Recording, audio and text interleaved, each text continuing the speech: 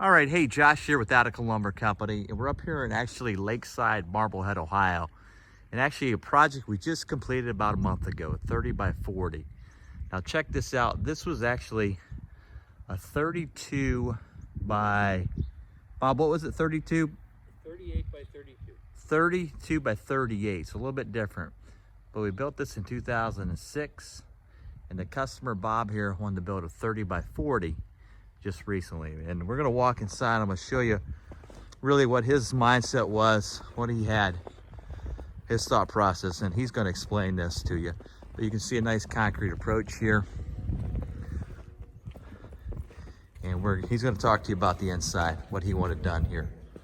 So Bob, go ahead. Okay, I'll tell you, Attica came in 2006, and Jim and I designed this building over here. I call it Barn 1, which is 32 deep by 38 wide.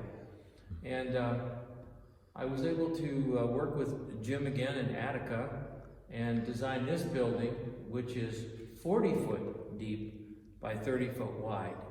Both are 14-foot ceilings. And the structure was completed probably about a month and a half ago. So we just got everything pretty much in place. I only have electrical to do. But this is going to be a storage building. I'm going to store items that I have in Barn 1 over here, so I can make that more into a workshop. But the structure is built with Ottawa County specs, 2x4 girts. Your wind bracing, we put in the hood windows that Attica was able to get, and we went ahead with the treated posts that are there, laminated, which are perfectly straight, and the structure is extremely strong. I did upgrade a little bit. We added a couple more trusses in the ceiling every 2 feet. Put 5/8 decking on it for the roof and 1/2 inch OSB on the walls with vinyl siding.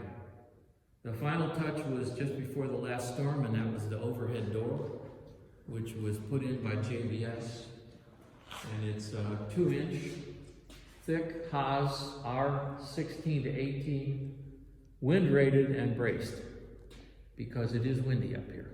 And I recommend that upgrade. You do not want to mess with the wind.